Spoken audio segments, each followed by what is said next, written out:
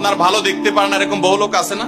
এই হিংসা করলে অনেক সময় বদনজর লাগে, বদনজর। আপনার ভালো কিছু হতে আরেকজনের জ্বালা পড়া শুরু হয়েছে, এর কারণে অনেক সময় মানুষ ক্ষতিগ্রস্ত হয়। বহুবার এই সূরা পড়ে তৎক্ষণাৎ একেবারে পড়ার সাথে সাথে আমি কার্যকরিতা আমার চোখে বহুবার দেখেছি, আলহামদুলিল্লাহ।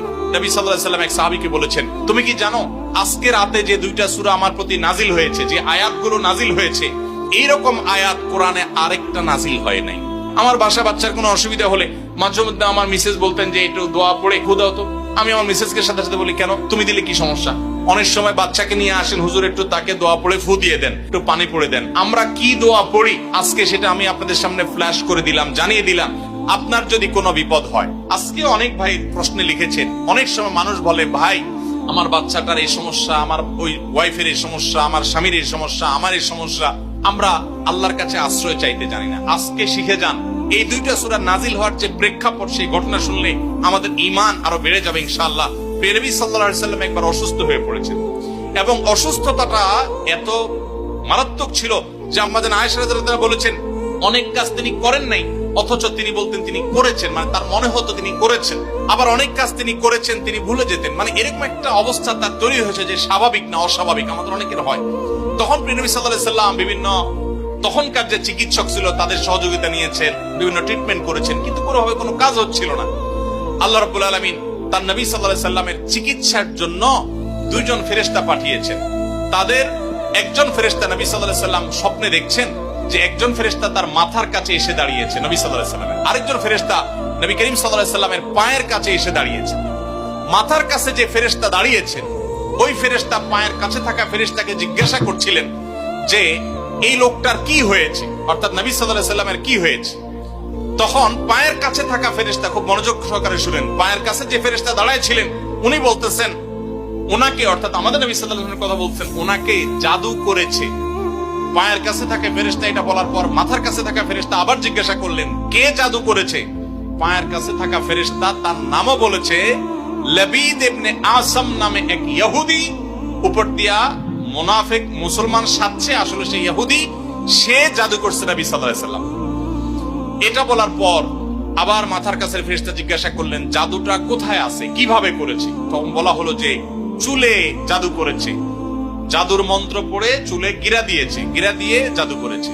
এরপর আবার মাথার কাছে ফেরেশতা জিজ্ঞাসা করলেন, জাদুটা কোথায়, জাদুর সেই সুতাটা, সেই ইয়েটা কোথায় রাখা আছে? তখন পায়ের কাছে থাকা ফেরেশতা, এগুলো আল্লাহর পক্ষ থেকে ওহী নিয়ে আসছেন, ওনারা জানেন, আল্লাহ ওহীর মাধ্যমে তাদের জানিয়েছেন। তো তারা বললেন যে, তিনি বললেন যে সেটা অমুক কূপের নিচে, পাথরের নিচে চাপা দিয়ে রাখা আছে। নবী করিম সাল্লাল্লাহু আলাইহি ওয়াসাল্লামের স্বপ্ন শেষ হওয়ার পর উনি আম্মা জান আয়েশাকে সবাইকে বললেন এই অবস্থা। এরপর তিনি সেই সুতা তুলে আনলেন, সুতা তুলে এনে সেটা যখন ধ্বংস করলেন, গিরা খোলার ব্যবস্থা করলেন, সেই চুল, তখন দেখা গেল নবী সাল্লাল্লাহু আলাইহি ওয়াসাল্লামকে আল্লাহ তাআলা অলৌকিক ভাবে সাথে সাথে সুস্থ করে দিয়েছে।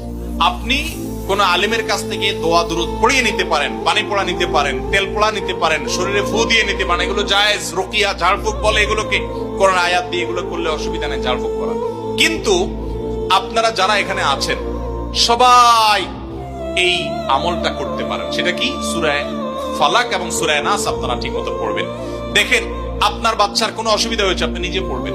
কোনো হুজুরি দিয়ে করাতে পারলে ভালো। রাত 10টা বাজে বাচ্চা হঠাৎ কান্নাকাটি শুরু করছে, অস্বাভাবিক, আপনার কাছে মনে হচ্ছে অস্বাভাবিক কিছু, তো আপনি সূরা ইখলাস, সূরা ফালাক, সূরা নাস 3 বার পড়ে বাচ্চাকে ফু দেন। যদি আল্লাহর প্রতি ইয়াকিন থাকে আপনার, আল্লাহর শপথ করে বলছি, আমি নিজে আমার জীবনে বহুবার এই 3 সূরা পড়ে তৎক্ষণাৎ একেবারে পড়ার সাথে সাথে আমি কার্যকরিতা আমার চোখে বহুবার দেখেছি, আলহামদুলিল্লাহ। অতএব আপনি যদি ইয়াকিনের সাথে সূরা ফালাক, সূরা নাস, বিশেষ করে এই দুইটা সূরা আর সূরা ইখলাস সহ পড়তে পারলে আরো ভালো, তিনটা সূরা যদি আপনি পড়ে বাচ্চাকে ফু দেন, নিজের শরীরে ফু দেন। নবী করিম সাল্লাল্লাহু আলাইহি ওয়াসাল্লাম সূরা ফালাক, সূরা নাস এই দুইটা সূরা পড়ে নিজের শরীরে প্রায় ফু দিতেন, আমাদের আয়েশা রাদিয়াল্লাহু আনহা বর্ণনা করেছেন। এইজন্য এই দুইটা সূরা আমাদের পড়া উচিত। সেই সাথে নবী সাল্লাল্লাহু আলাইহি ওয়াসাল্লাম এক সাহাবীকে বলেছেন, তুমি কি জানো আজকে রাতে যে দুইটা সূরা আমার প্রতি নাজিল হয়েছে, যে আয়াতগুলো নাজিল হয়েছে, এইরকম আয়াত কোরআনে আরেকটা নাজিল হয় নাই। গোটা কোরআনে অন্য কোন সূরা, অন্য কোন আয়াত এরকম না, এগুলোর সমকক্ষ না। এরকম বিশেষ ফজিলতপূর্ণ আয়াতগুলো, অর্থাৎ সূরা ফালাক, সূরা নাস আজকে রাতে নাজিল হয়েছে, নবী সাল্লাল্লাহু আলাইহি ওয়াসাল্লাম এক সাহাবীকে বলেছেন।